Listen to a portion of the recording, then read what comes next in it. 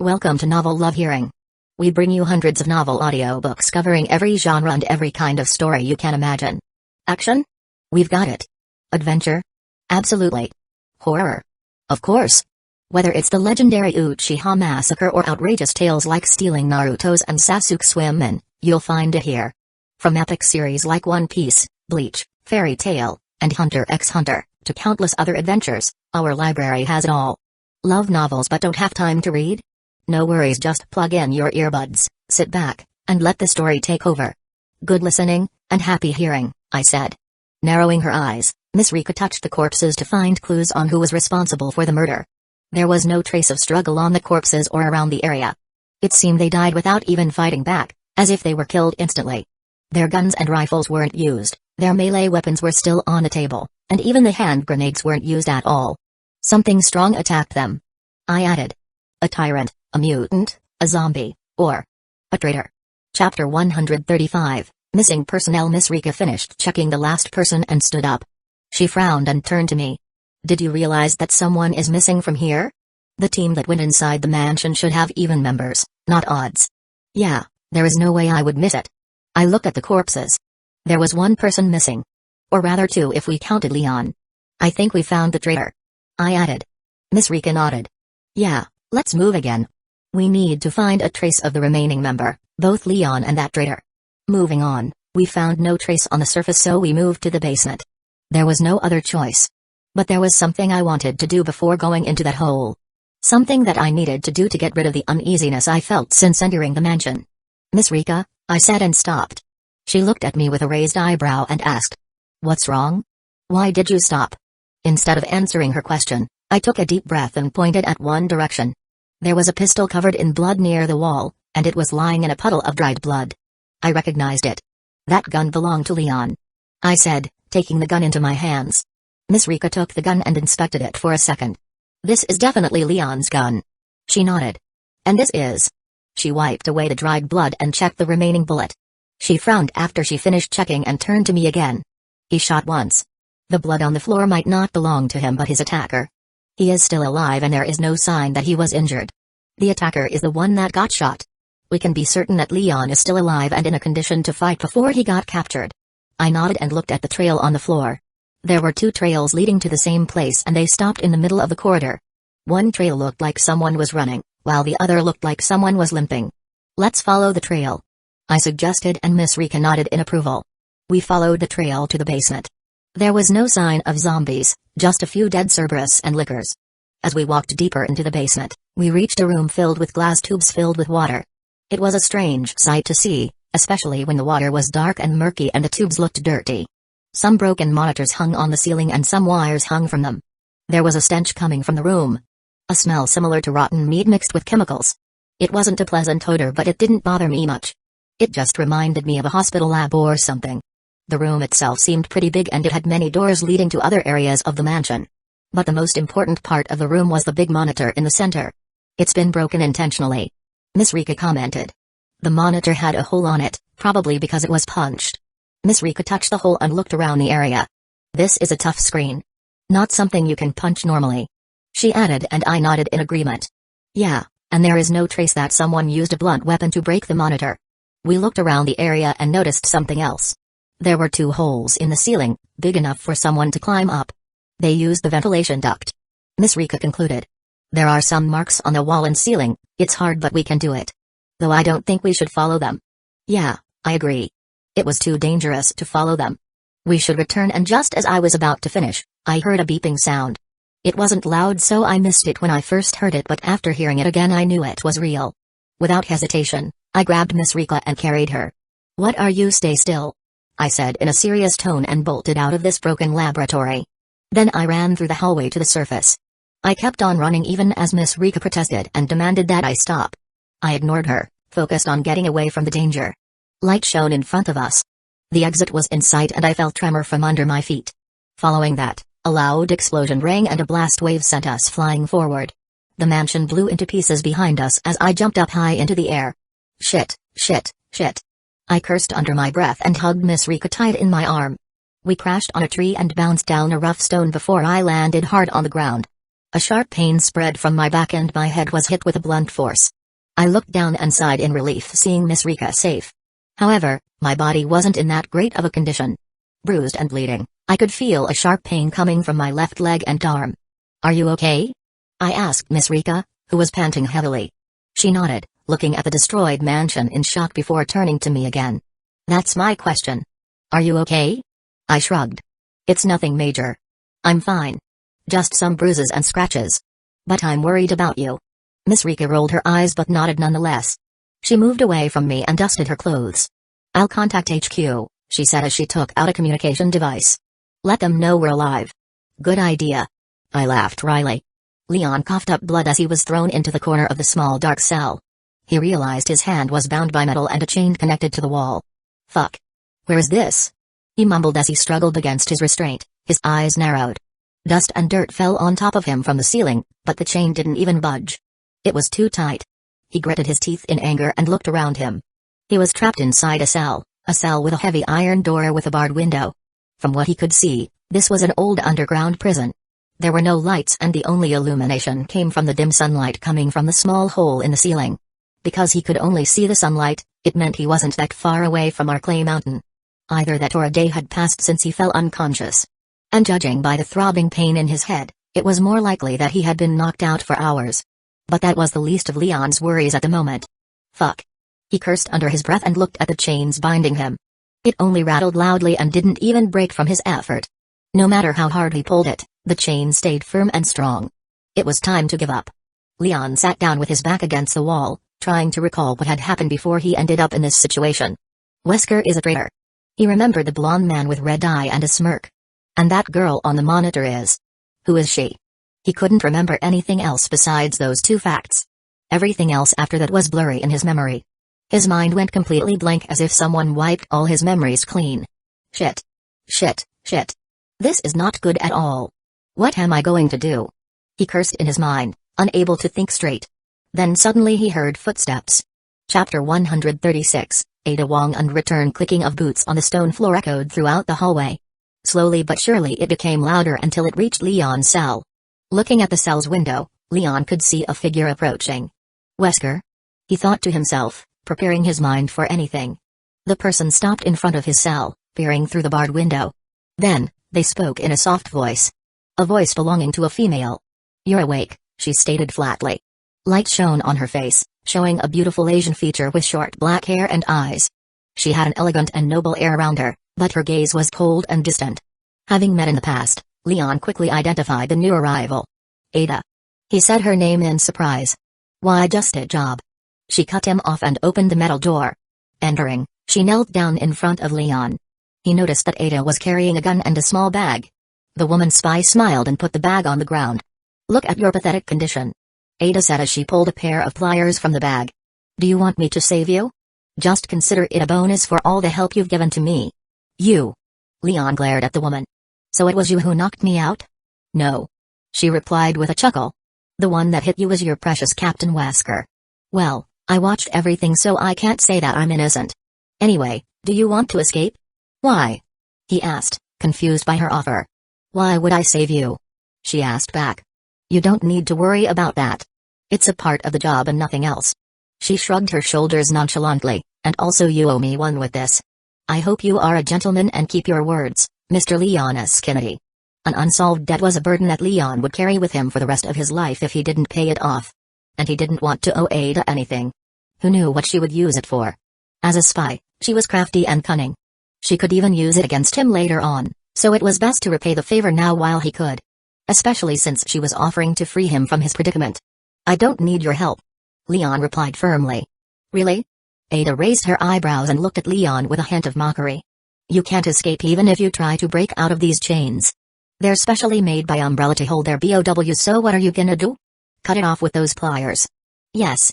Ada smirked and grabbed the chains with her gloved hand. She put the chain between the two metal of the pliers. With a few movements, she cut through the chain easily, freeing Leon. "See?" Ada threw away the tool and stood up, looking at him with an amused expression. "Now let's go. The way out is not that far and there is no one here. We can just walk away from here and pretend this never happened." Leon's face twisted into a frown and he said nothing as he watched Ada. He was still suspicious of her motives. Why would she want to help me escape? Is this some kind of trap? Or does she have ulterior motives behind her actions? He thought inwardly, trying to figure out Ada's true intention. I'll go alone. Just tell me where my gear is. He replied. He didn't want to be involved in her plans or get caught up in anything that could potentially put his life at risk. Rolling her eyes, Ada pointed in one direction. It's down this way, in the warehouse. She told him. It's unguarded but the guard post is close. You should be quick. If you want me to help you get out of here, follow me now. Otherwise I'll be going now. With that, she left the cell. Leon was still suspicious of Ada, but he didn't have much choice. He needed to find his weapon and ammunition to fight against Wesker, so he followed her out of the prison. As they walked down the dark corridor, Ada suddenly stopped and turned to him. By the way, how's the boy doing? Who? The one who visited Raccoon City before. She said, turning to look at Leon. Leon knew exactly who she meant. You mean that kid? I don't know, and I don't care. He replied with an uncaring tone. Why did you ask? I don't care either. Just curious. Leon didn't believe her words. He wanted to question her more, but they arrived at the warehouse before he could do so. Ada pushed open the large double doors and stepped inside. It was a large empty space with concrete walls, high ceiling and dim lighting. There were shelves along the side walls, filled with all sorts of old items. From the cobwebs and dust that filled the area, it was clear that the room hadn't been used for quite some time now. In fact, it seemed like it had been abandoned long ago. Sitting on one of the shelves was an item. A bag, a knife, and a flashlight. Everything that was left from his capture. Those are mine. Leon quickly grabbed it. Ready to leave? Ada said and walked toward another door. Thanks. Leon muttered as they passed through the doorway. Ada smiled and shrugged. It's just part of the job. You owe me nothing for this. Though if you can help me out of a bind sometime, it would be appreciated. Sure. Leon answered. What do you want me to do? Nothing much. She smiled mysteriously. You will know when I ask for it. Chapter 137, Postpone Reward. Having returned from the mission, I went back to the base with Miss Rika. When we arrived at the base, exhaustion caught up to me. I immediately went to the room provided by the headquarters without even taking a shower, passing out on my bed. The mission was hard, and we couldn't do anything to prevent what had already happened. STARS members were dead. The traitor disappeared with Leon, whom I believe was captured and brought somewhere. The laboratory in Arkley Mansion had also been destroyed and we had lost everything that we could use to prove Umbrella was guilty. As for the reason, Miss Rika suspected that it was to destroy evidence. There should be some important data in that laboratory that the enemy didn't want to be revealed to the world. Whatever. That wasn't something that concerned me. I couldn't return to my place yet because I still had to report tomorrow. To be honest, I already missed the girls. The thought of seeing them again made my heart flutter. It had been a few days since the mission began and I couldn't wait to meet them again. I wondered if they were thinking of me, and how much they missed me. Night passed pretty quickly and morning arrived. I was awoken by a knock on my door. Morning, sleepyhead. Raising my head, I saw Miss Rika entering my temporary room with 2 trays in her hands. She wore a simple black t-shirt and tight jeans, showing her curves perfectly. Her hair was tied up into a messy bun and she had no makeup on her face. Yet she looked beautiful as ever. Good morning, Miss Rika. You are here early, I said while yawning. It's almost 10 a.m. She huffed as she approached my bed and sat on it. Were you that exhausted? You slept like a corpse and I thought you wouldn't wake up if I didn't wake you up myself. Ha ha ha ha. I didn't think I would sleep this deep. I chuckled. Thanks for waking me up. Don't mention it. She placed her hand on her thighs and crawled toward me. I was just disappointed that you didn't come to me for a reward even though you were looking forward to it. Or are you not satisfied with my appearance? Her sweet smell and warm breath were really distracting. My body immediately reacted and I could feel the heat building up inside me. Fuck. This woman is dangerous, I thought. She was too attractive, and she knew it. Noticing my pitching tent, she grinned and pressed her palm against my bulge, sending a shiver through my spine. It seems that you're happy to see me. Ugh, Miss Rika. I groaned. Can I take my reward later? You said you would do anything so I don't want to waste it with a quick fuck. Also I haven't taken a shower since the mission started. She giggled and leaned closer until her face was right above mine. Then, she whispered seductively in my ears. Are you saying you want to have some long and passionate sex? My dick twitched as she rubbed it with her hand, and I felt a jolt of electricity run down my entire body. How terrifying. Soft breath tickled my ears as she kissed my neck gently and licked my skin, leaving traces of saliva on her way down to my chest. She took one nipple into her mouth and began sucking it while her free hand caressed the other one. For now I will follow your request, but you can't run away from this. Your reward will expire tonight, so make sure to claim it. Understood, ma'am. Very good. Miss Rika retreated and winked at me before leaving the room. Your items are in that closet. I have handled the report already, so you can return after you are ready, she informed me. See you later. Thanks. I nodded at her and stood up.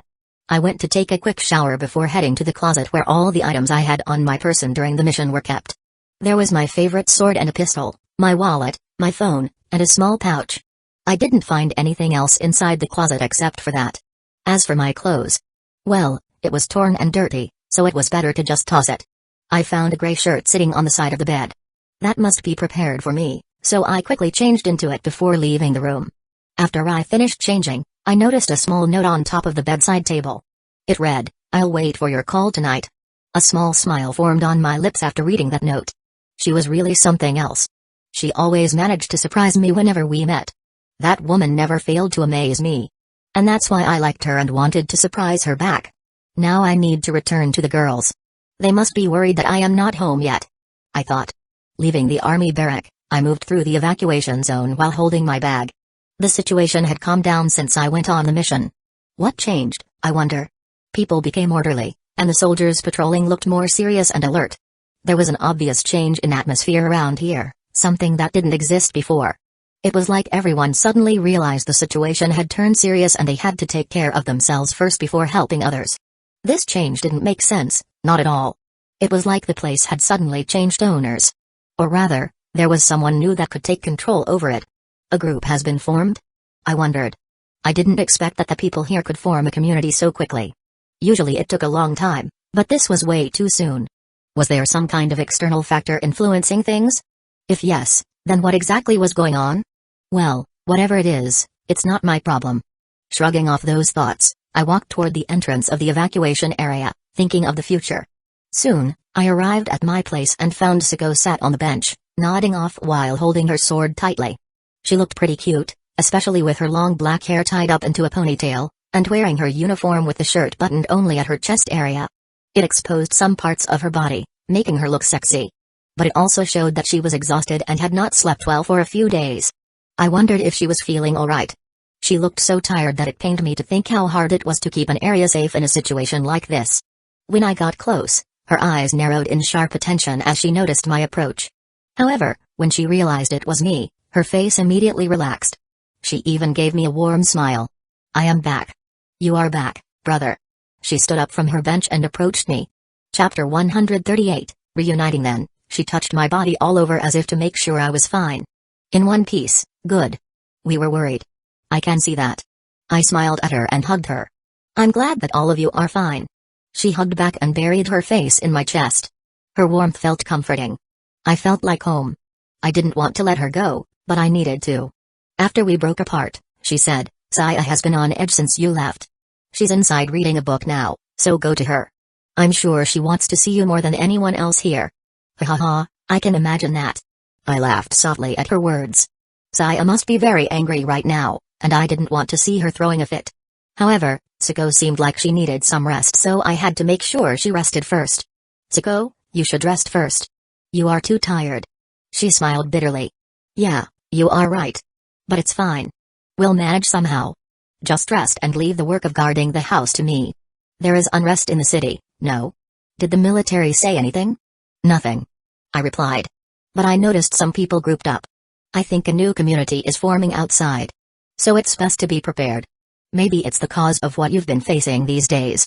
Siko nodded and gave me a grateful expression. She didn't refuse and quickly sat back down, closing her eyes.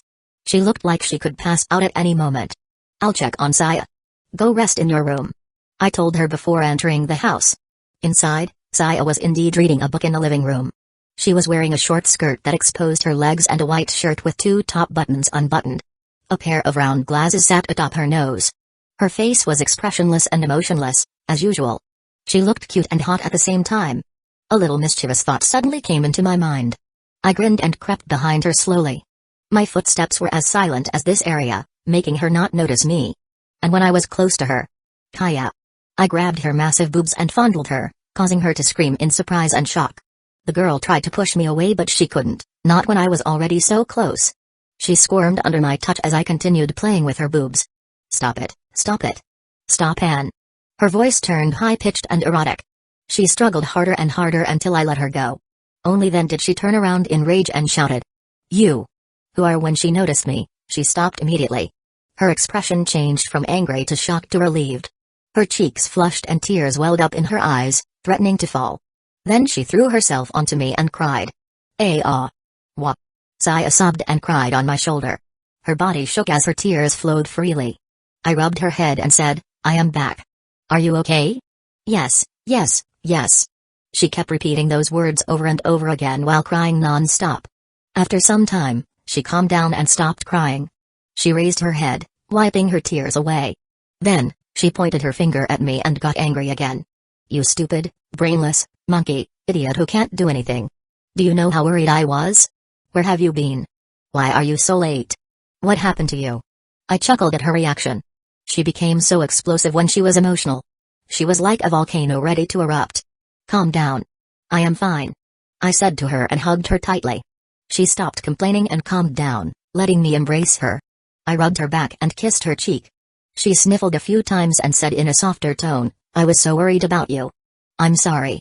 No. Don't apologize. It's not your fault. Just don't do that again, okay? She said, still sobbing a little bit.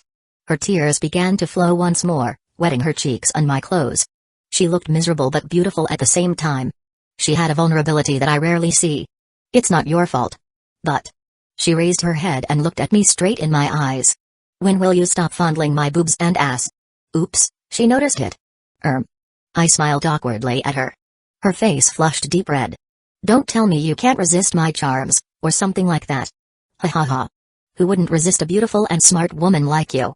That's not funny at all. Stop teasing me. She blushed and punched me weakly. I felt nothing from her punch except for her soft fist hitting my chest. Well, maybe I'll stop if you stop wearing that short skirt and button up your shirt. Why you? She stuttered, looking even cuter. She covered her breasts with both hands and turned her back on me, blushing hard. How shameless. You are truly an ape. Ha ha ha. I laughed and watched her run to her room in embarrassment. She closed the door loudly. Now this was the reaction I was waiting for. Seeing her angry was entertaining. Foo-fa-foo, Saya is always so cute. A sultry voice rang from behind as I felt a pair of soft and plump boobs pressed against my back. Soft breath tickled my ear as warm tongue licked it sensually, making me shudder in pleasure and excitement. Hello there, Miss Shizuka. You reek of alcohol. You foo-fa-foo, so what? It's not like I am going anywhere anyway. A soft giggle came from behind and she wrapped her arms around me. She pressed herself closer and tighter against my back.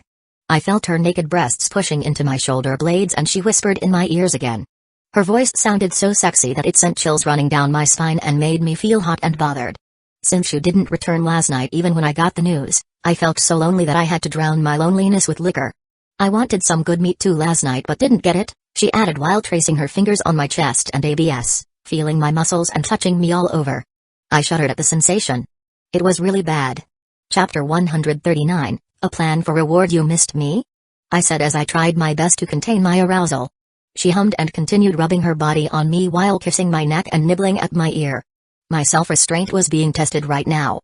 However, there was something I had to prepare. Miss Rika's reward was waiting for me, and I already planned on how to make use of it to the fullest. But then, I had an idea in mind. Miss Shizuka was horny beyond measure right now because I wasn't home for a few days. She even paraded naked with only panties, exposing her body to me and showing how much she missed my cock and wanted me to fill her. She must have felt lonely since I left for the mission. So, why didn't I just ask her for help? Turning around, I grabbed Miss Shizuka's waist and pulled her to the sofa before throwing myself on top of her. Oh, yes. She gasped as she looked up at me from underneath. Her eyes were half-lidded and glazed over, filled with lust and desire. I know you have been preparing yourself for a few days already, I said as I pulled her panties to the side and shoved 2 fingers into her wet slit. A soft moan escaped from her lips as she arched her back and thrust her hips forward, inviting my fingers to explore deeper inside of her. Ooh, why yes. Yes. She breathed heavily while looking at me with passion-filled eyes. How much did you miss me? So much. I couldn't wait to get fucked by your dick, so I played with myself every night thinking of you. You're so naughty. I chuckled while adding a third finger into her. She was dripping wet and she kept bucking her hips against my hand. Yes, I am. She panted and bit her lip. Her nipples were already erect and poking through the thin fabric of her shirt. She closed her eyes and let me finger fuck her until she came with a loud moan, her juices gushing out and flowing down her thighs and soaking her panties. Her pussy contracted around my fingers and squeezed them tightly as if trying to pull them further inwards, milking them like a hungry cow. I didn't move. She continued coming hard while clenching her walls tightly around my fingers, which caused a small pool of her juices to form between her legs on the sofa. Ah. A-H-H. And no. Coming. After her climax ended, I removed my fingers and brought them up to my lips, tasting her fluids. Salty, and thick. You really missed my dick that you didn't even dare to take a bath.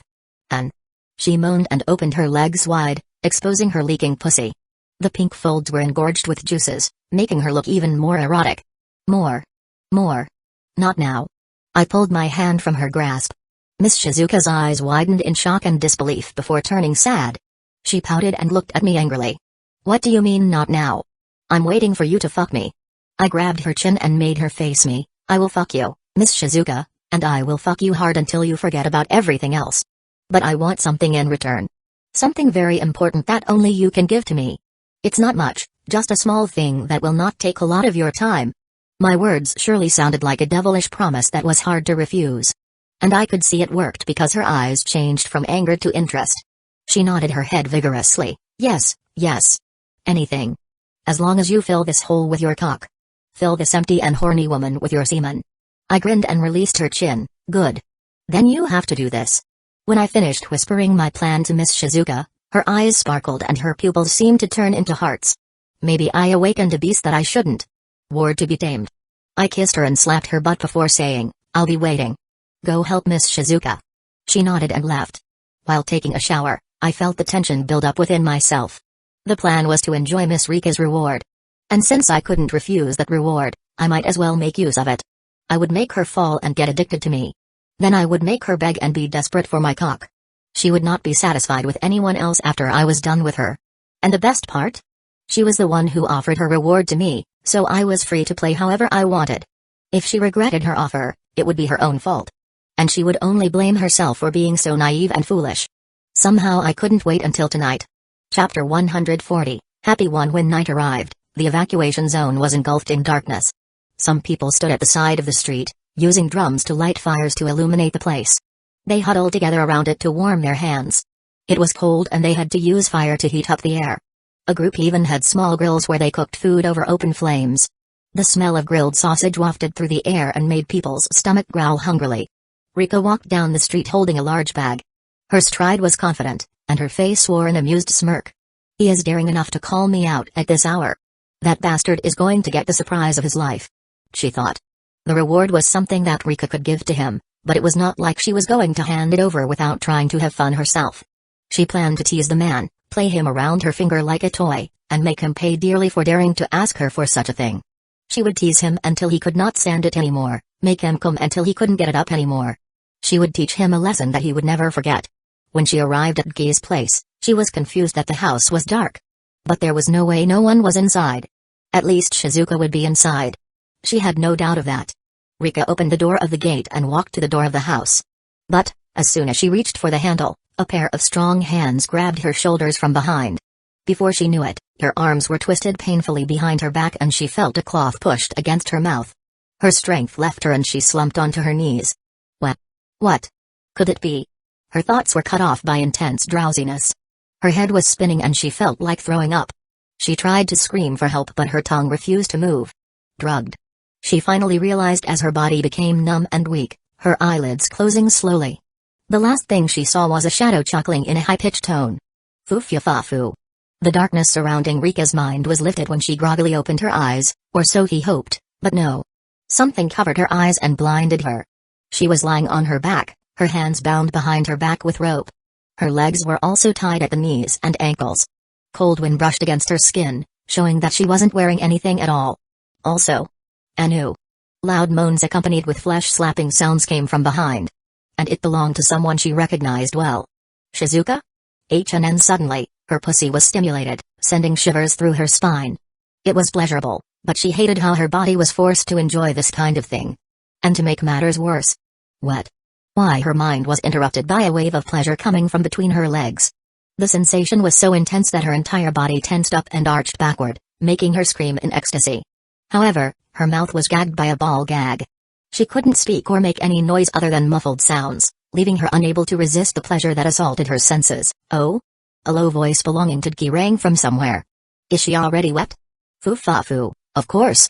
There is no way she wouldn't feel all that foreplay even when she's unconscious. The voice came from the side, probably sleeping in the same position. And more. Faster, Dki. Alongside the voices that clearly belonged to younger girls, Shizuka's horny moans came from the front. Her loud, erotic moans and gasping voice made it hard for Rika not to get aroused.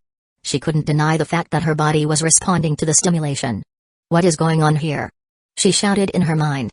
How dare they treat me like this? But despite how hard she struggled, her bindings refused to budge.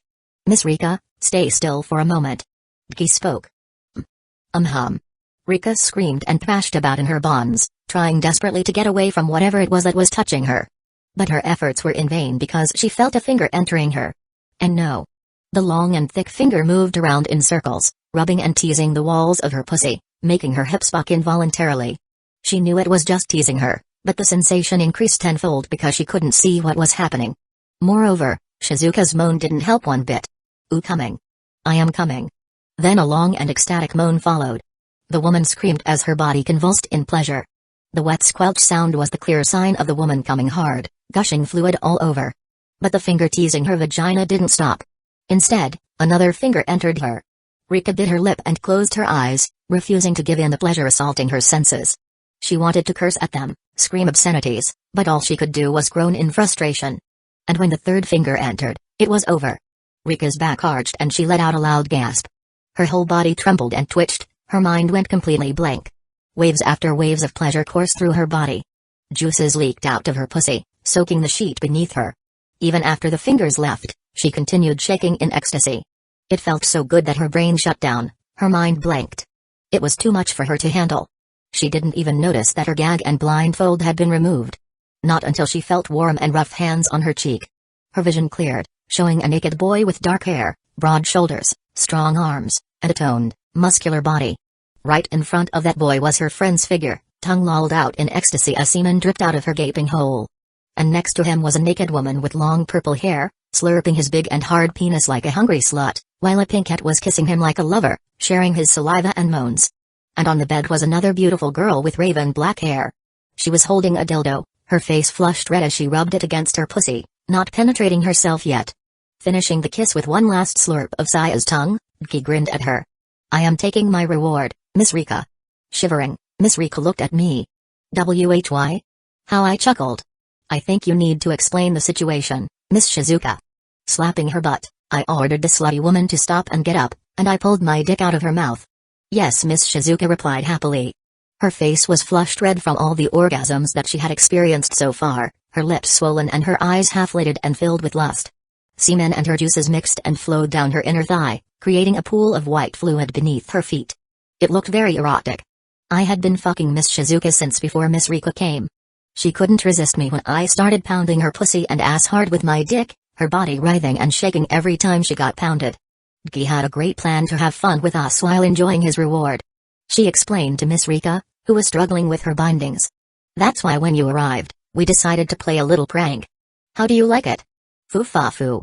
Shizuka. I will remember this. Chapter 141, Happy to Ooh So Scary. Miss Shizuka replied while making a fake scared expression, but don't worry. After tonight, you will fall in love with him just like me. What?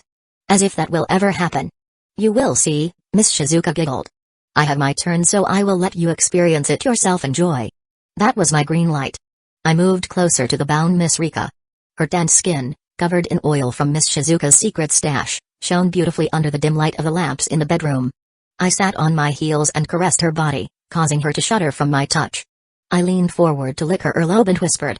I'm going to fuck you now. Miss Rika glared at me. You bastard, when did you start getting cocky? Since the start. My hand traced her smooth thighs and I ran my fingers between them, feeling the soft skin and wetness there.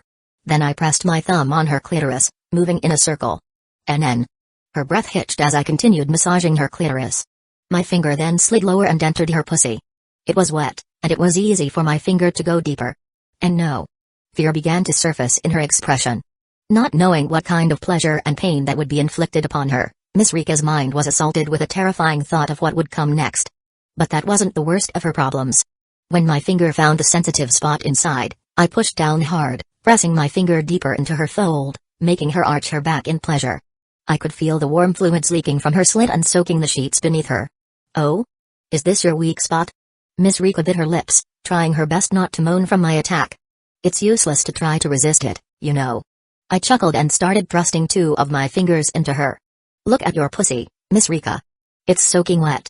Your nipples are erect, your face flushed, and you're breathing ragged. Ugh. You're getting too cocky for your own good, kid. She yelled, if not because of these bindings and... Her words cut off when I inserted the 3rd finger, sending jolts of electricity down her spine and throughout her entire body. Your body says otherwise. Just relax and enjoy yourself. I continued my assault on her pussy, thrusting my fingers in and out of her, while rubbing her clit. Miss Shizuka and the other girls gave me time to enjoy it. They rested, with Suko bringing water bottles and a box of condoms from outside. Why condom? Because I wanted to feel the difference of the sensation between using condom and without it, and I also wanted to make something out of it for this occasion. I wanted to give a different experience. And with the way the situation progressed, Miss Rika's breath became faster and louder, her face red and her body shivering from my touch. I put on her gag again for fun, with her tongue sticking out. Her saliva flowed out of her mouth as she tried to resist her impending orgasm. I could tell she was close by the way her pussy was pulsing around my finger, squeezing and sucking on it. Her hips began moving up and down as she grinded her crotch on my finger. Soon, she arched her back and let out muffled screams. Her pussy convulsed and contracted violently, squirting juices onto the sheet. Her body shook uncontrollably and she kept shaking and trembling for a long time until finally calming down. A puddle of juices formed on the sheet below her crotch. The smell of her musk was thick and sweet. It smelled so sexy, reminding me what we would do soon. I don't know why, but seeing her coming makes me horny, Suko said from the side of the bed, playing with her dildo and watching the spectacle. I am getting impatient to try that big dick. What about O? You're already started. On the side, Saya already had dildo in her pussy. She was thrusting it in and out slowly, her moans becoming louder each time. Meanwhile, Miss Shizuka was busy sucking my cock like a hungry whore, licking it from base to top and swirling her tongue around the head. She then kissed it passionately and put on a condom using her mouth before taking it whole. I could feel her throat contracting around it, trying to swallow it deeper into her mouth. Her head bobbing back and forth as she sucked and licked it. Ready, she said after pulling out my penis. She looked at Miss Rika. You should have seen his expression. He enjoyed your orgasm. You are so sexy. Miss Rika screamed something, but it was unintelligible. It seems like she's impatient to get your cock, Dki. Miss Shizuka giggled. Hurry. She gave my butt a light tap and pushed me towards Miss Rika. I smiled and nodded. It was time for my reward. The main dish. Abounded Miss Rika, with her curving and tanned body, oozed sexiness. Here comes. I positioned my dick at her pussy entrance and pushed the tip inside. I felt resistance when I entered, but it was nothing compared to what Saya's first time felt. Her fold tightened around my dick, clenching down on me as it tried to keep me out. But I kept pushing, forcing myself deeper until the whole length was buried inside. Ugh! I grunted, feeling her walls tightening around me. Fuck. Your pussy is tight, Miss Rika. It was different from Saya, Suko, or Miss Shizuka's pussy. The feeling was new to me. It felt amazing. Tight and hot. Her pussy was like a furnace, burning my dick. Like a fresh virgin whose hymen had been broken recently. Miss Rika moaned and squirmed, struggling in her bindings. But no matter how much she struggled, the ropes held firm. I pulled back slightly, and thrust back in with force. Her walls contracted around my dick again and I could feel the wetness of her juices dripping from her slit. I pulled out completely before thrusting in again, making her gasp in surprise. Her boobs bounced and jiggled with each movement, and I reached up and grabbed one, squeezing it firmly. The nipple hardened as I played with them between my fingers. It felt soft, firm, and rubbery at the same time. I wanted to suck on them. HNN. NN. Gagged, Miss Rika's muffled moans sounded so erotic. With my cock still deep inside of her, I leaned forward, my chest against her breasts, and I began sucking her tits, licking and biting the nipple. Ah! She screamed as I continued assaulting her sensitive nipples, alternating between licking, kissing, and nibbling on them. It was a delicious sensation. Slapping sounds and moans echoed throughout the room as I started to pound into her, my cock sliding in and out of her rapidly. MNGH. Her body shuddered with each thrust and she tried to fight against her bindings, but it was useless. Her arms and legs were bound tightly and there was no way she could escape. Her walls clenched around me, trying to keep me out. I ignored it and kept going, pounding into her harder, making her scream louder. My tip reached the deepest part of her, hitting the end of her pussy. My hips slammed against her, driving me deeper into her with each thrust. I grabbed her thighs, spreading them wider so that I had more space to thrust. Her hips bucked up and down as she met my every thrust. Her pussy contracted around my dick and I could feel it pulsating with each stroke. I thrust faster and faster, driving her towards another climax. Her walls tightened even further and I knew that she would come soon. I wanted to come inside her badly. I wanted to fill her womb with my semen. But the condom blocked that. There was a strange, uncomfortable, artificial sensation, blocking me from the pleasure. Chapter 142, Crazy Night and You're Too Rough. Siko's erotic moans distracted me for a moment. I turned and saw that the girls were fucking themselves using dildo, moaning and shivering from the pleasure. The dildo they used was slightly smaller than my cock, but that was enough to prepare their pussies. And their expressions were priceless. Miss Rika, I'll come in your womb. Miss Rika's eyes widened and she looked down, watching as I thrust into her. NNN. She moaned louder and shook her head desperately, her eyes pleading with me. What a cute reaction. She didn't even realize that I was wearing a condom. She must be feeling very helpless and frustrated. I loved it. I loved the feeling of dominating her like this, and the thought of shooting my cum in her pussy made me want to go crazy. With a few last, powerful thrusts, I reached the limit and ejaculated. My dick pulsed as I shot rope after rope of thick, hot cum deep inside of her, filling the condom to the brim. The amount was more than I thought possible. MMM. MMM. She kept screaming as I came. Her walls clamped around me, squeezing me dry. She couldn't stop trembling. Her pussy kept twitching, milking every last drop of semen out of my dick. After the longest moment, I pulled my dick out and sprayed the remaining cum onto her body. It easily slipped out of the condom. The sensation of pulling it out was strange. I looked at the condom filled with cum and felt proud. It was really filled to the brim. The white, sticky fluid inside made it heavy and thick. The smell was also different. It was thicker, muskier. Whoa. I muttered and pulled the condom out of Miss Rika's pussy. I've come a lot. Look at this amount of semen. I held the used condom up, showing it to her. Look, this is what's going to go into you next. Her eyes widened and she stared at the condom filled with my sperm closing in her face. Knowing what I would do, she tried to move away but Siko held her head in place. Foo-fa-foo, just enjoy it. If you don't want it, I will be the one to drink it. I swear you will like it after drinking it once.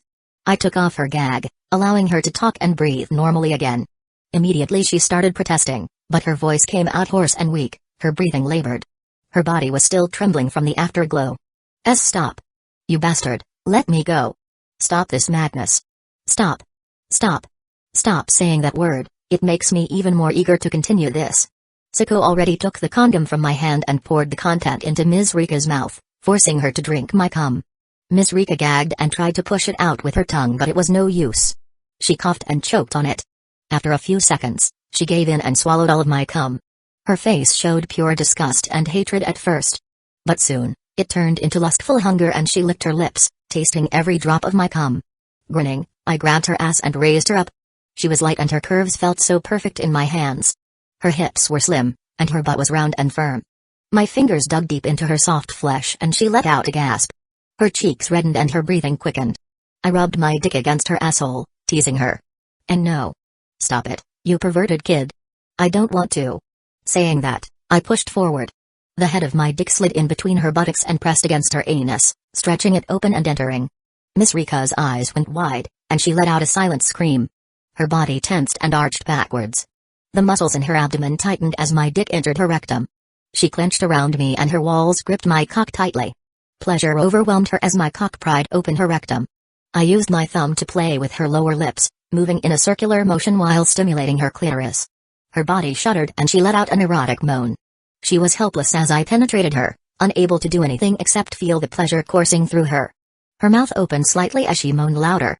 Her body quivered, her breasts shook and bounced up and down as I thrust in and out of her ass.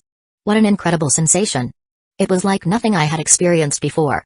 Her ass was warm and soft, yet tight and strong at the same time. The walls of her rectum squeezed around my dick, trying to keep it inside of her, refusing to let it leave. Her anus contracted around my shaft and massaged it. I couldn't believe how much pleasure it gave me. She continued to cry and moan, tears streaming down her face. Then her expression morphed into one of pure bliss. Her mouth opened and she let out an animalistic howl of pleasure as her body tensed and shuddered. She climaxed. Her walls tightened around my shaft, gripping me tightly, not allowing me to pull away. Her hips bucked as she tried desperately to escape her orgasm. My dick twitched inside of her and began pumping more of its essence into her body. Ropes of cum exploded from the tip, shooting deep into her rectum, coating her insides white. I continued to thrust in and out of her ass as I filled her with my semen. Her body shook with each thrust as she rode out her orgasm. Finally, after several long minutes, I pulled my cock out and released my grip on her. She collapsed to the bed, panting heavily. Not even a special force member could withstand this pleasure. It was too much for her. Even though she was trained in combat, her body wasn't built to handle such pleasure. Miss Rika was still tied and a gag was put on again with her tongue lolled out. Now she looked like a complete slut. I could tell she was completely exhausted and satisfied, but I wasn't done yet. Gee. Saya crawled and pushed me down. I can't hold it anymore. I need it now. Go ahead. I grinned, readying my dick for her pussy. Saya's vagina was wet and inviting as I entered it. She used her hand to guide my cock into her fold as she rode on top of me, her hips moving up and down as she pushed herself onto my dick. Oh. Gee. She moaned softly, looking into my eyes. Our gazes locked together. I was looking up at her, while she was staring down at me, our faces inches apart. We kissed and I felt a warm sensation spread through my entire being. Chapter 143, Condom Stock Out. Her lips were warm and soft. Following that, Miss Shizuka and Saku also joined. The latter sat on my face, asking me to lick her wet pussy, while Miss Shizuka began to suck my cock. I felt pleasure from my crotch, and I knew that it would only get better. As Saya's hips moved, my dick began to thrust in and out of her. The warmth of her insides enveloped my dick, sending waves of ecstasy throughout my body. It felt amazing, so amazing that I wanted to keep doing this forever. Miss Shizuka's mouth was warm and wet, and she was sucking me like crazy. She took all of me into her throat and then pulled out until just the tip remained inside. She kept repeating this action, making me groan loudly in pleasure. And then Sako's hips gyrated as I ate her pussy. My tongue slid up and down her folds, tasting every inch of her. My tongue entered her hole, tasting the juices within. I could feel her clenching and unclenching her muscles around me, trying to keep my tongue inside her. I licked, sucked and kissed her. My tongue flicked over her clitoris, causing her to cry out in pleasure. Condom after condoms were used up and the room smelled of sweat and musk. We fucked until we were tired. I watched the afterglow on their faces and felt satisfied. Used condoms rested on their bodies as they lay surrounding Miss Rika, whom I freed after we finished. Her body was drenched in sweat and she was covered in my semen and juices. She was breathing hard and her body shook, unable to move. The others were in the same condition, their boobs moved up and down as they breathed hard. They didn't say a word and their expressions were exhausted, but I could see that they enjoyed themselves greatly. Damn it. You brat. Miss Rika cursed and turned her head, facing me. Her gaze was angry and tired, and her voice was hoarse. Miss Rika, I can still go another round. Fuck off. I am so sensitive right now that I don't even dare to touch my pussy. Sorry, not sorry. I warned you before we started. I approached her and turned her around, ass up in the air as I spread her pussy wide. This is my reward. Smack. I spanked her butt and thrust my dick into her. Her back arched as she moaned, and then began to buck her hips back and forth. I could feel her juices dripping down my legs as I fucked her hard. She was so tight, and her pussy clenched around me every time I penetrated her. My hand grabbed her large boobs, holding her in place and gave her a deep kiss. Our tongues entangled with each other as I fucked her. Her hips moved faster and harder, pushing me deeper into her. Slurping and slapping sounds filled the room as we continued our lovemaking. We kissed and we fucked. Our salivas mixed with each other as our bodies pressed against one another. Our hips slapped together, and my cock slammed in and out of her pussy. Her walls squeezed me tightly as I penetrated her, causing me to moan in pleasure. Earlier I fucked her with condom but now I fucked her raw. The sensation was different. I could feel her warmth and her juices flowing around my dick, making me want to come immediately. My tip reached her deepest part, hitting the end of her vagina. I thrust in and out of her, making her moan loudly as I pounded her. Her boobs were big and firm as I groped them. Her nipples poked into my palms. I squeezed her breasts and pinched her nipples, making her gasp in surprise. She was panting and sweating profusely. Then, her walls suddenly clenched around my dick. Fuck. And No. She arched her back as she came, her pussy clamping down on my shaft and milking it. I groaned in pleasure and pushed myself even further into her.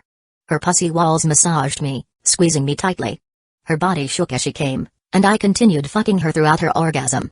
Coming. She screamed and her body convulsed as she climaxed again, spraying juices all over me.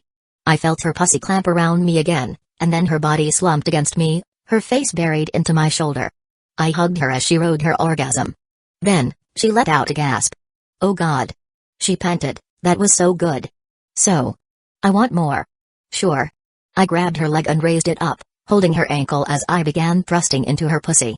She was lying sideways as I fucked her. I could feel her juices leaking out of her. She was wet, very wet, and she was still getting wetter as I continued fucking her. Her pussy felt warm and slippery while her boobs moved in rhythm with her breathing. I could feel her nipples rubbing against my chest as we fucked. She moaned and cried out, her body shaking from the intense pleasure. Yes. Fuck me harder. She screamed, please fuck me. And so I did. Different from before, she now was an active participant in this lovemaking. Our hips clashed together, her pussy engulfing my dick as I penetrated her. I thrust in and out of her rapidly, my cock moving back and forth in and out of her. Her body quivered and she screamed as I pounded her harder. Yes. Oh yes. She screamed again. More. Fuck me. Harder. I am about to come. Tell me where you want it. In me. I need your cum. She moaned as she arched her back, pushing her butt towards me as I slammed my hips into her. Her body trembled as she climaxed. I felt her pussy clench around me, massaging me tightly as she came. I groaned as I shot ropes of cum deep into her pussy. It felt so good as my dick pulsed and twitched inside of her. Oh. Yes. Yes. She cried out as I continued ejaculating, filling her up. I pulled out of her and let go of her legs. They fell limply onto the bed, and Miss Rika just lied there, breathing hard. I watched as my cum slowly flowed from her hole, trickling down her inner thighs and dripping onto the sheets below. Panting heavily, she turned and faced me. You. I hate you. I love you too. I grinned. But look, I am already hard again. Are you a machine or what? She said in surprise, seeing that my cock was still hard and ready. She raised her hand, her arms trembling and her fingers shaking. She looked so sexy and so vulnerable. Yet she still licked my cock as if she was drawn to it. It's all the fault of this big cock. Are you a stallion or something? This isn't fair. You are just too good. Her words were muffled as she took my dick into her mouth. She sucked on it like a pro, licking and swirling her tongue around the head. She was doing a great job, making me moan in pleasure. After a few minutes, she pulled out and kissed my penis lovingly before looking up at me. Are you satisfied now? She glanced at the girls sleeping soundly, not only me but also them. How high was your stamina? You are not a normal human. Well, I am still not satisfied, you know. Fuck off. She sighed. I am tired so I can't continue. Besides, I have to wake up early in the morning to deal with something troublesome tomorrow. My body still has to function, you know. Then how about I fuck your boobs instead? I suggested, grinning. It won't be as intense as anal or penetration sex. Miss Rika looked at me with an unimpressed look. Her face was full of fatigue, and I could tell she was tired. I chuckled at her reaction. I was only joking when I asked about fucking her breasts, but seeing that unimpressed look made it even funnier. Chapter 144, Situation in Evacuation Zone. We cleaned ourselves and got dressed afterward.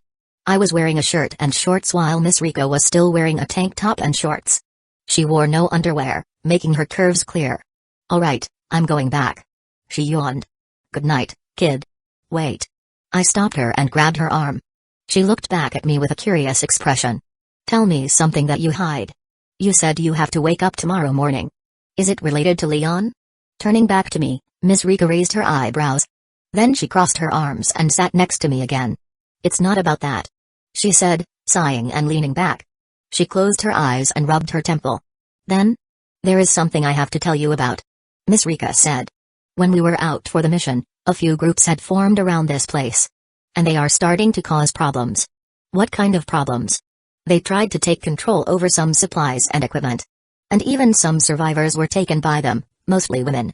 And this group also caused the riots in our zone a few days ago. She sighed and rubbed her temple. But the biggest problem is, they're trying to attack us, the military. What?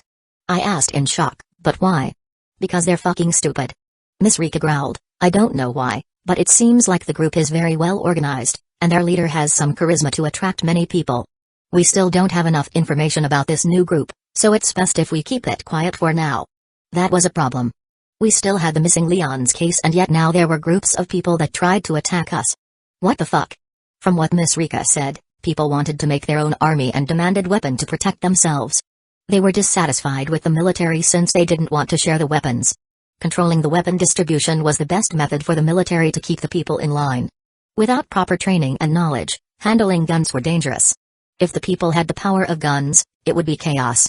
But they were humans and they were scared, especially with zombies roaming outside the safe zone. They were restless, and they didn't trust the government nor the military anymore. Yes, they wanted to protect their own selves without even considering what would happen if the military gave them weapons. It will be chaos, right? You said it. Miss Rika sighed again and leaned forward, putting her elbows on the armrest and rested her chin on her palm. Tomorrow I have to meet their leader at a neutral area. I hope we can talk it out. And I will tell you the rest tomorrow. Why her? That question flashed through my mind. We just returned from a mission 2 days ago. But I understood why it should be her. Miss Rika was one of the highest-ranked officers here, and she also had experience dealing with people. She wasn't some random officer who was assigned to handle a bunch of idiots. Not to mention the military lacked capable people who had heads above their neck. Most were depressed, tired, or became crazy to do stupid things after the apocalypse. I will go with you, I said, standing up. Absolutely not. Miss Rika quickly responded. Why? Because the less the people, the better it will be. And we can't have the two of us got kidnapped in case thing went south. I stroked my chin and hummed. Yeah, having one person to save the other in an emergency case would be good. But that also meant I would be worried sick about her safety. I knew Miss Rika could handle herself. But I was worried that her headstrong attitude would get the best of her. She wasn't the type to stay calm in a dangerous situation. And if she was surrounded by many people. Yeah, no. A sniper's job would be better suited for her, not dealing with the enemy face to face. She would be helpless if she got caught, and if that happened. I shivered. I really didn't want to think about it. But it would be useless if I tagged along. I see. I said. But I can't just leave it like this.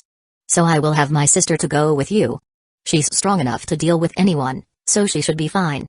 And I will stay around the perimeter of the neutral zone. In case you need any help, I can assist you. That's... Miss Rika thought for a few moments. I suppose that could work. Good, then I'm going to sleep. Good luck tomorrow. I patted Miss Rika on the shoulder, and she nodded back. We said goodbye and I left. There was another reason why I decided to do it like this. I glanced at the floating window on my right, something that only I could see. Make your choice. 1. Tag along Rika to see something fun. Reward, 100 shop points. 2. There is no need to worry. No cockroaches are able to touch beauty. Reward, 200 shop points. 3. Why stay here? You are a pest destroyer and there are pests staying in your home. Destroy the pests and get rewards. Reward, 250 shop points and 1 strength. It appeared again and made me choose that decision. I was worried something would happen to this evacuation zone if I stayed silent or chose the third choice. I meant, it asked me to annihilate those groups of troublemakers. Which meant the troublemakers were enough to make this home, evacuation zone, unsafe. Another worked just right after I returned. Great. But this was the life of the best exterminators, after all. When morning arrived, noises were loud outside my house. I walked out and saw a lot of people gathering in the main street, talking to each other. Some looked worried, some angry, and some looked indifferent. They were divided into groups, each one talking with the others. In the distance, I saw Sako walking with Miss Rika. She didn't bring any gun or sword, only a wooden sword in her hand. I was a bit nervous. Miss Rika said the neutral ground was the supermarket near the hospital. Are they going to be okay? Saya asked nervously. They will be. I assured her. More importantly, will you be okay? I know I was the one who suggested you stay with Miss Shizuka in the public infirmary, but... Hey, do you think I am a kid? I can take care of myself. Pouting, Saya puffed out her cheek and crossed her arms before walking away to Miss Shizuka in the distance. The older lady only giggled when she saw that. Both of them then walked to the infirmary where Miss Shizuka acted as a nurse, which was located near the military HQ. They will be safe there. I thought, now, let's see what we have here. Turning around, I went back to my home to prepare myself. Miss Rika had left her sniper and equipment here so I could use them.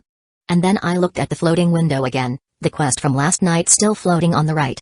Should I just destroy them now? I mused. No, that's not a good idea. They might be important for future use. I can use them as bait, subordinate, and more. It's too early to decide anything now. Maybe they have their reason why they act like this. I continued thinking to myself. What was their reason for being this troublesome? I had no idea. Humans were selfish creatures, and the ones that survived were those with strong will and resolve. I grabbed the large bag, slung it over my shoulder, and stepped out of the house.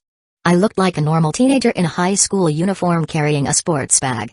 If I wore my combat gear and walked in the middle of the day with a gun in hand, I would only cause panic and chaos. Not only that, but it would also raise suspicions. That's why I wore a disguise to blend in. And it worked. Nobody paid attention to me. Walking past the people, I heard a lot of chatter and murmuring. The food is getting less and less. Are the military distributing our ration? My children need to eat. I saw the soldiers eating canned food in the morning. Why can't they give us that much ration? I am sure the military is hogging all of it. They have a lot of supplies that they're keeping hidden from us. They don't care about us at all, so they're probably using our taxes on their luxuries.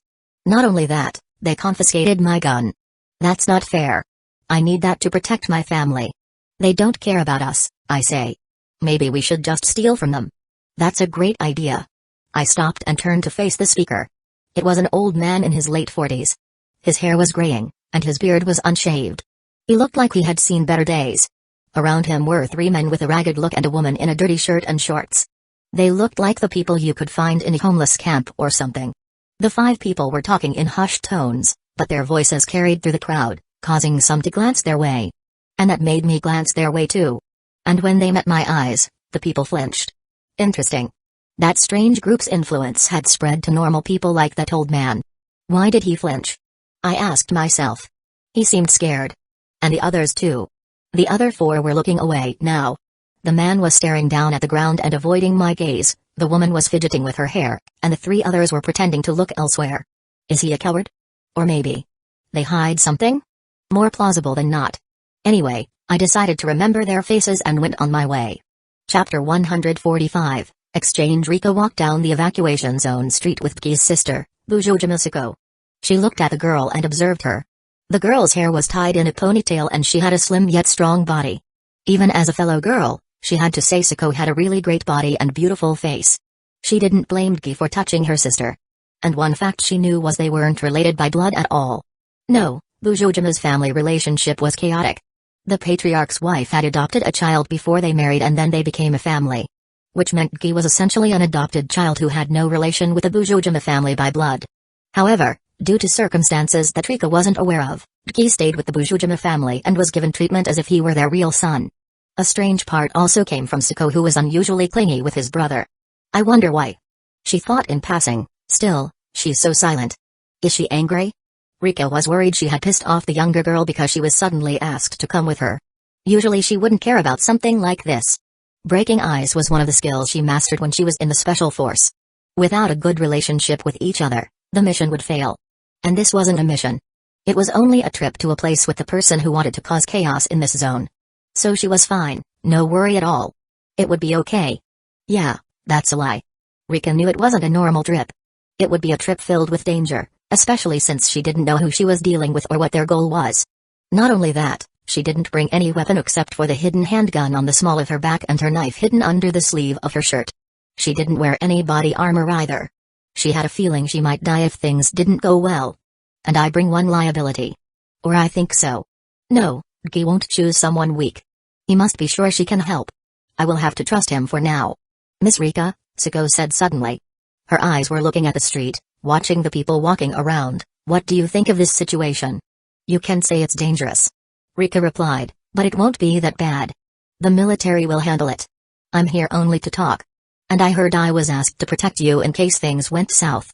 Sako said, I have to say this, but my brother overestimated my ability. I might be able to handle 10 people, but that's all. 10 people? Hearing that, Rika couldn't help but smile wryly. No normal human would dare to claim they could fight 10 people.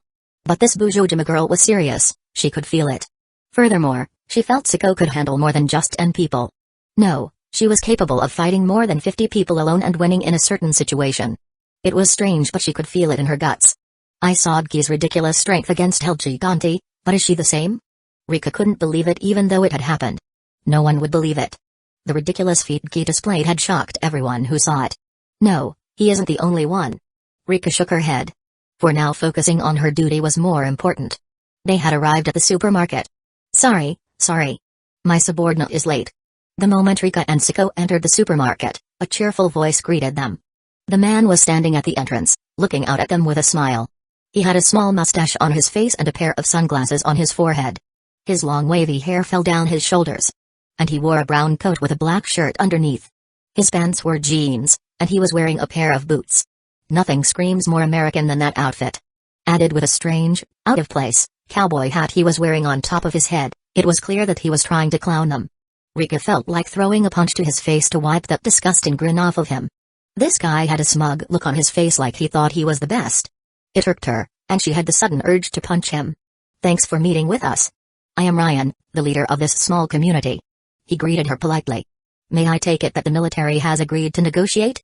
I am happy to hear that, because I have a proposal for you. He looked around for a second and then back at Rika. His smile was still on his face and she found it irritating. She really wanted to punch him in the face to get rid of that smirk. She clenched her fist to control herself from punching him. Calm down, Miss Rika. Siko patted her back, whispering to her. Don't let him get on your nerves. I know that. She replied inwardly. I know I have to keep calm. But this guy. He pisses me off. Somehow she couldn't control her emotions lately. Especially after last night, her emotions were always in disarray. It must be the hormones' fault. Where's the rest of your group, Ryan? She asked him, appearing calm. She didn't want to show him her emotions. They're not here. It's just me. Well, there are 5 of my friends guarding outside but they won't bother you. Don't worry about that, and come with me. I want to talk with you alone. You know, it's a matter between leaders. Ryan said, gesturing for them to follow him. No matter how she looked at him, he appeared friendly. Too friendly, actually. While that was normal in a meeting like this, that didn't really come out as good sign. Rika felt that there was something more going on than what was said on the surface. She could sense something sinister behind that friendly smile. He might have ulterior motives or he was hiding something from them.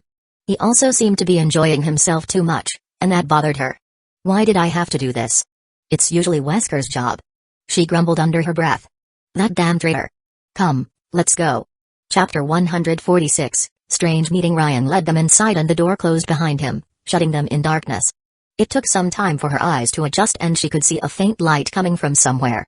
They walked through the corridor until they reached an area with a large open space. There was a table and chairs, and Ryan took a seat. The place looked abandoned and smelled musty. She saw some shelves that were filled with goods, which were probably from the store.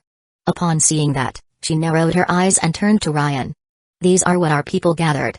By no means will the military confiscate them, no. He smiled widely, showing his teeth. So, sit, and let me tell you my proposal. No, they won't confiscate it. Let's hear your proposal without worrying about that. She said, not wanting to sit.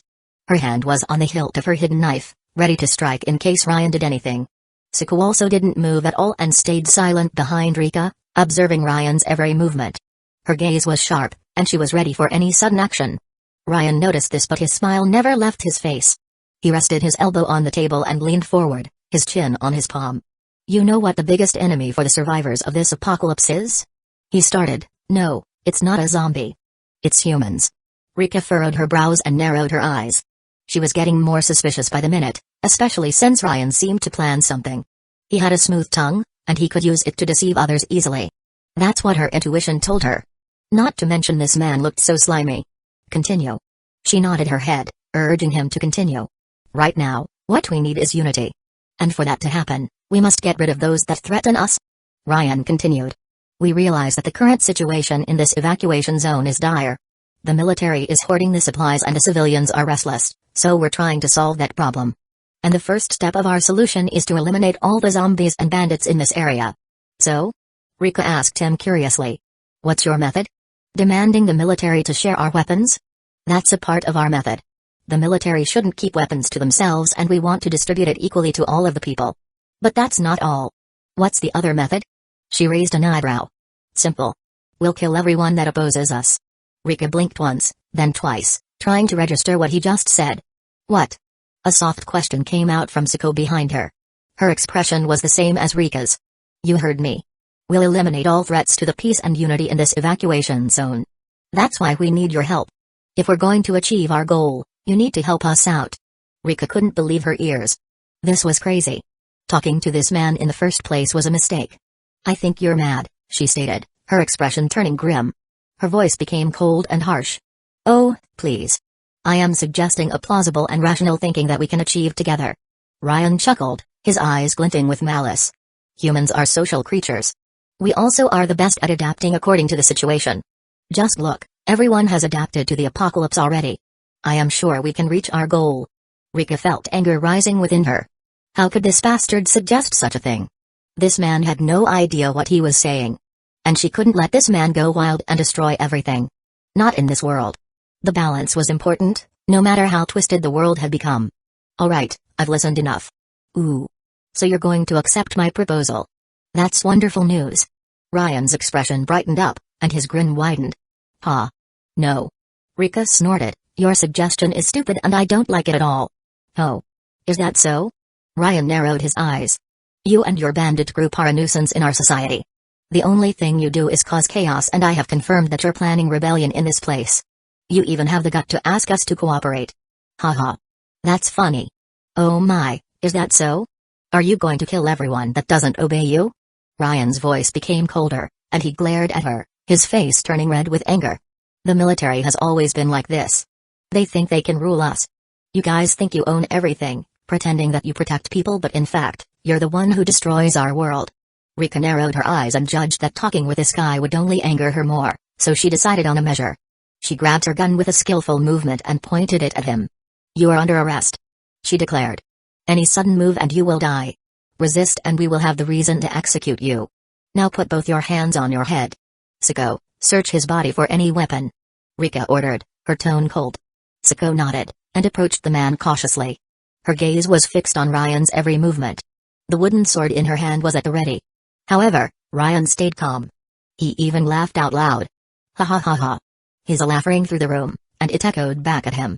Sako, restrain him.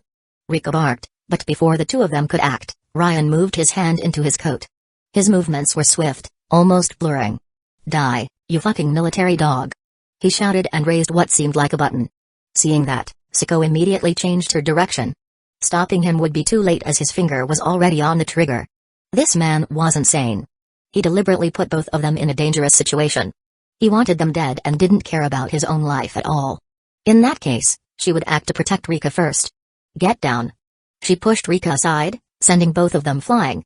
And then there was a deafening bang. The explosion engulfed them, and the force sent them flying backwards. Meanwhile, just a few minutes before that. Strange. He muttered while looking at the situation from above the roof of a nearby building.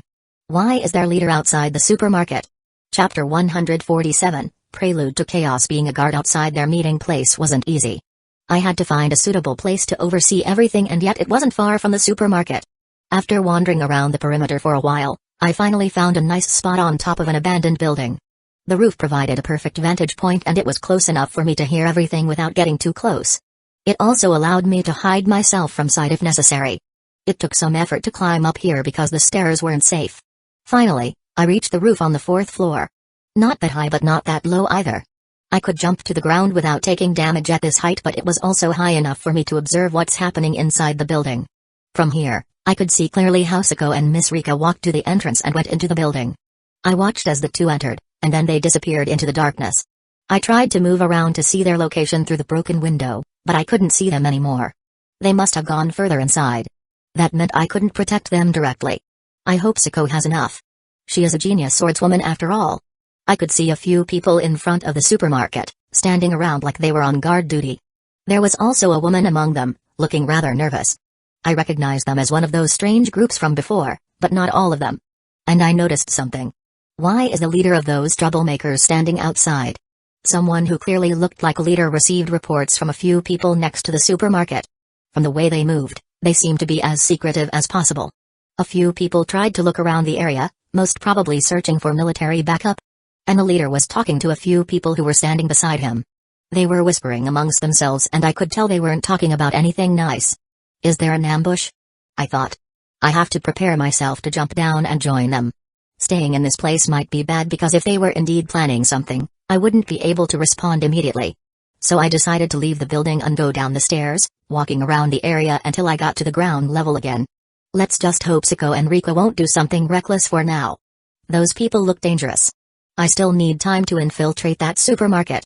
Without the sniper I brought, my weapon was limited to revolver and my sword.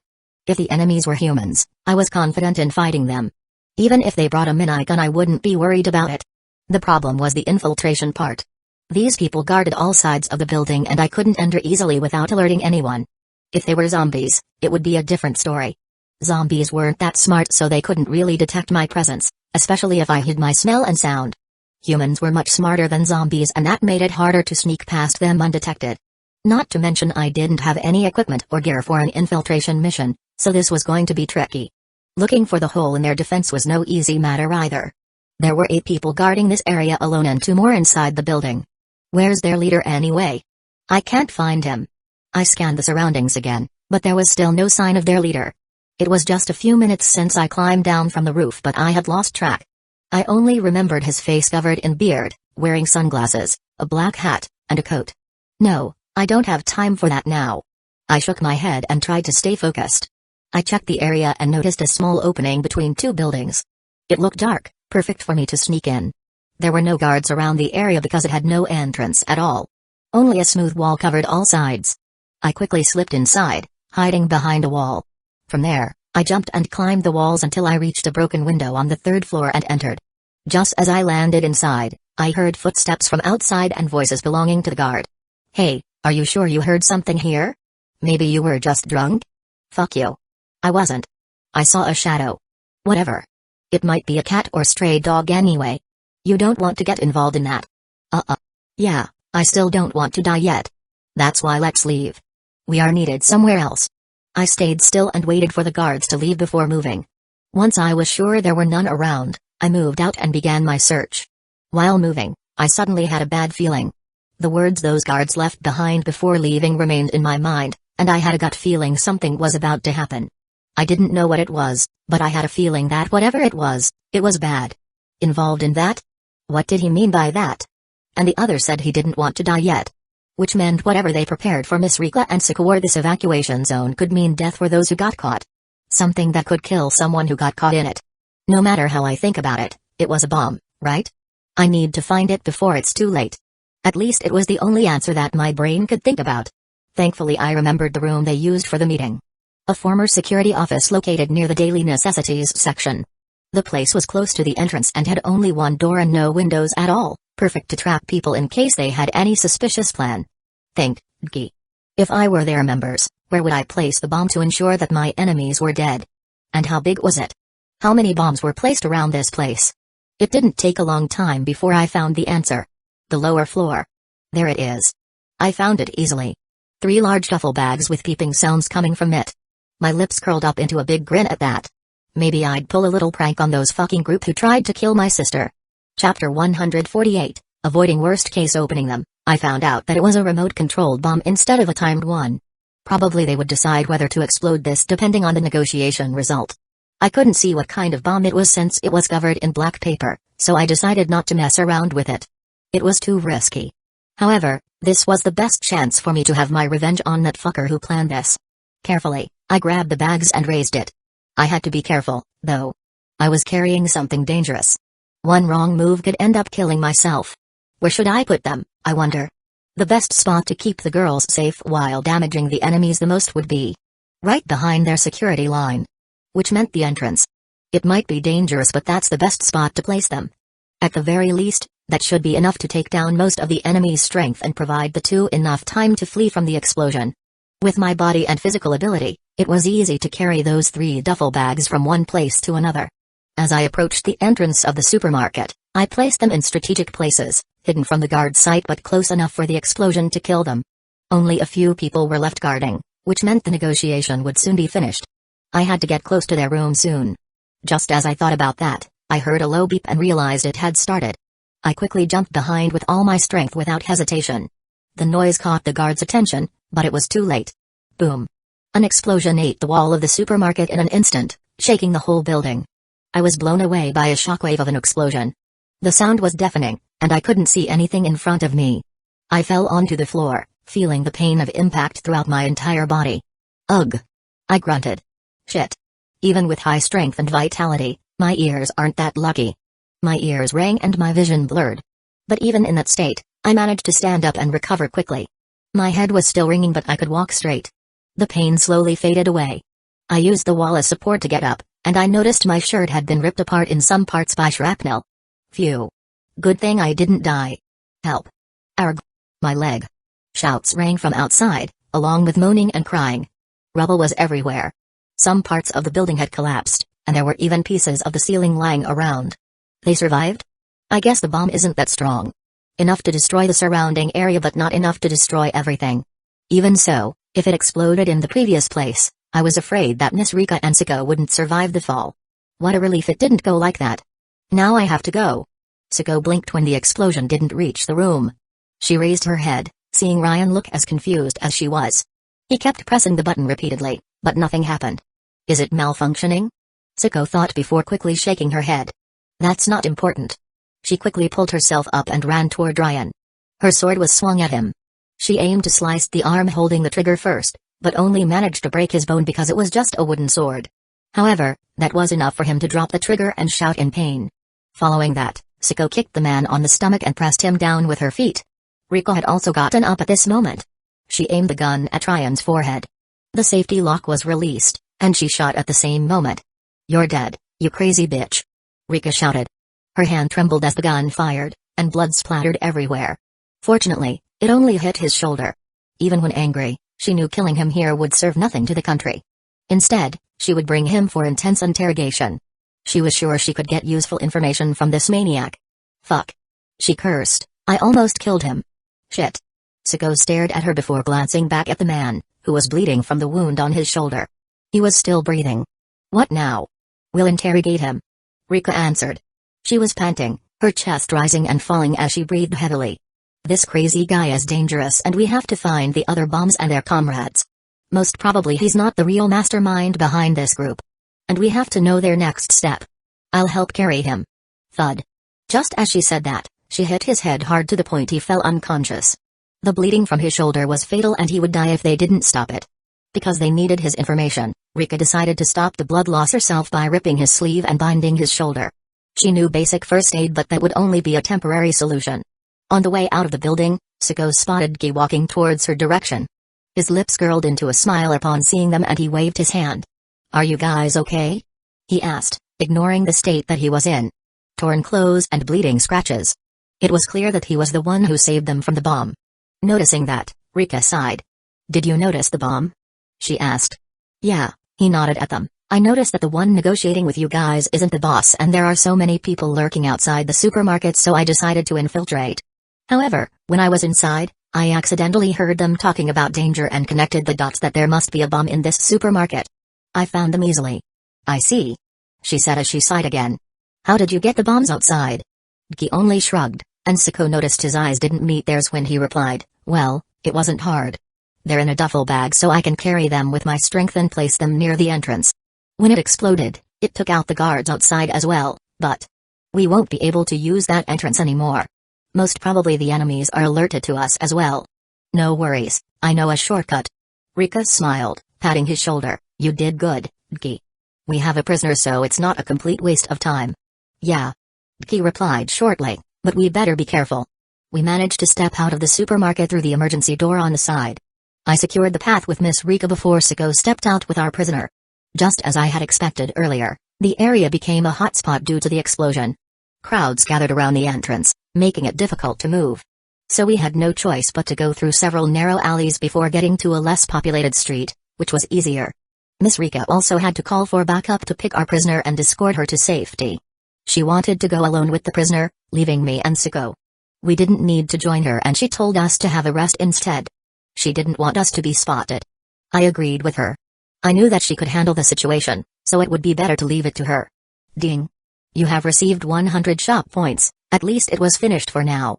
So I could rest easy knowing that we had completed the quest and the reward was added to my shop point. Brother. Siko called as we walked back to our place. She looked worried about me. I understood why she did it. It's fine. I am okay. I gave her my best smile. I wanted her to worry less. Don't worry. I'm glad that you are okay, brother. She said with a smile. But you are so dirty now. Let's take a bath when we arrive at home. We have to clean you up, Alright? Let me help you. Sounds like a good idea. Chapter 149, Protest days passed pretty quietly without anything happening to us. However, that didn't mean the evacuation zone was the same. Quiet was the farthest word to describe this place as more and more people came. Each day, new refugees from the outside joined us. There were a lot of people coming to this place. The evacuation zone turned into a small town. The area that was under control of the military became a little crowded. It felt like living inside of a refugee camp. There were many people living in the same building or in tents. I knew the number was still small compared to the original population of the city, but this place was already crowded. The streets were filled with people. I saw some people on the roof, smoking their cigarettes while watching the city. It wasn't surprising at all because most of these people were still normal humans. They weren't trained like the military or had experience fighting against monsters, inhuman zombies or even demons. Most of these people had no idea how to protect themselves, and that's why they joined together. However, I heard that they had started training to fight against zombies and demons. That was a good thing. Now for the other matter. The military made a big move to capture those bandit groups. Thanks to the information from our prisoner, the troublemakers were caught. Some were dead and some were arrested, but I didn't really care about the details. A bigger problem had arrived in this place. Crowd and scarcity of food. And it was only the beginning. I was sure it would only become worse later. They are rowdy again today. Sitting with her back against the chair, Siko commented as she drank cold water from a glass cup. She was wearing her casual attire and her hair was tied into a ponytail. Her beautiful face had a slightly bored expression, but she still looked as charming as usual. I couldn't help but stare at her while drinking my coffee. My gaze was drawn by her beautiful face. Her slender body looked sexy even when wearing simple clothes, and I couldn't help myself from thinking about how much I love my sister. And then my gaze moved toward the evacuation zone.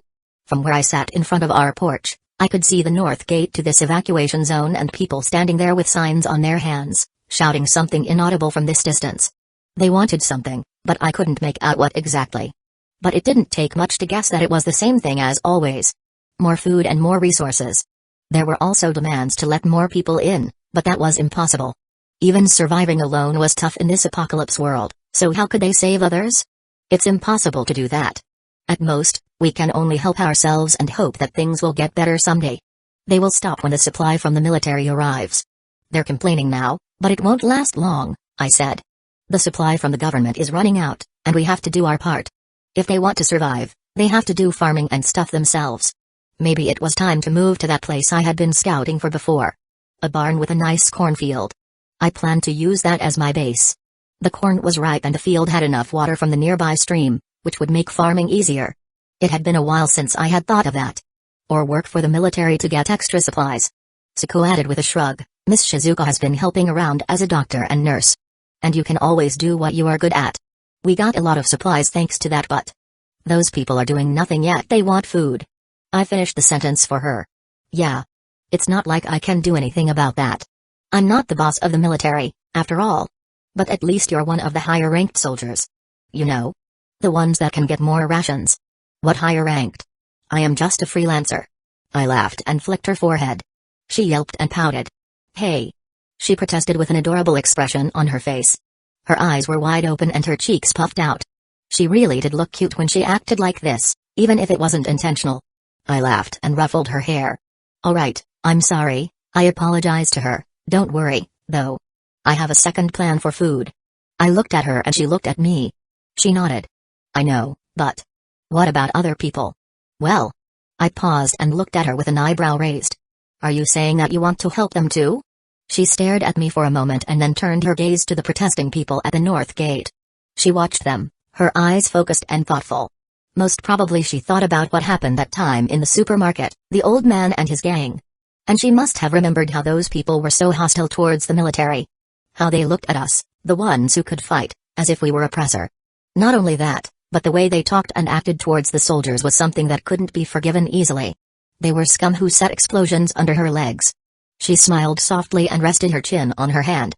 I guess I am not that kind, huh? The ones who can help themselves should just help themselves. It's a cruel world after all. I don't want to think of others. Suko said, her eyes turning cold and distant. That's right. I nodded and drank my coffee. The two of us continued enjoying our breakfast as we watched the scenery in front of us. We didn't talk much, but we enjoyed each other's company. We knew how precious these moments were. Every second was important to us. Every moment was precious, so we had to enjoy every single one of them. Only the two of us were here now. Saya was busy in military headquarters after her talent was discovered that day. She accidentally rebuked one of the officers because they were wrong at handling the document, leading into a fight of words between her and that officer. She won and was scouted to help with the office job in the military, something that suited her. Finding a competent person in this apocalypse wasn't that easy after all. The military lacked personnel because they were spread too thin, and finding someone capable to help was heaven's blessing. They even recruited normal civilians to take arms these days. Not only because of the zombies' threat but also to reduce their complaints. If the civilians were given a chance to use weapons if they enter the military, then they wouldn't complain that much about the military hogging all weapons. And if the civilian joined the military, then they were also responsible for their safety and ration. That was the theory. Chapter 150, World Communication Restored. It wasn't like everyone who came to this evacuation zone wanted to fight anyway. Some wanted to stay safe without doing anything. They were those people who complained a lot. Those who were afraid of the zombies or didn't trust anyone else. And thus led to this massive protest today. It was a peaceful one though, unlike a few days ago when the people demanded more food. That ended up badly when the crowd attacked the military guards. They wanted to break the gate open and attack the supply room directly. Luckily, they were stopped by a quick response team from the inside. There was one more thing I was worried about. No news from Leon. Since he was kidnapped or taken away by Wesker, we hadn't received any information from him. I wondered where he was and what happened to him. Would he survive? Or would Wesker kill him? No, Wesker was smart. He wouldn't kill someone that might be useful later. Leon was a thorn for his side, yes, but if he was kept alive he could become a good hostage. Or a spy, maybe. At least, I was hoping for that. Because if Leon died then we would lose a valuable asset to fight against zombies. I really wanted him to be alive. Tear-eying. My phone suddenly rang and broke the silence. I checked it and saw that it was Saya.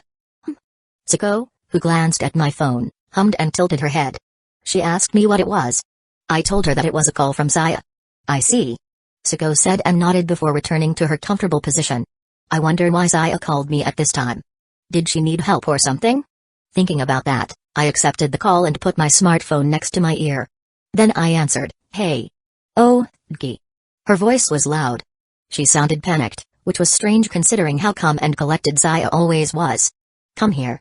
Now." I didn't say anything. I was shocked by her tone and the urgency in her voice. Something bad must have happened. "What's wrong?" I asked. "Jay, just come." Saya shouted again, and hung up the call. I stared at my smartphone for a second before turning to look at Siko. Her expression was also surprising and she met my gaze. "I will prepare," she said and stood up, heading to the house. I nodded and quickly cleaned up our plates.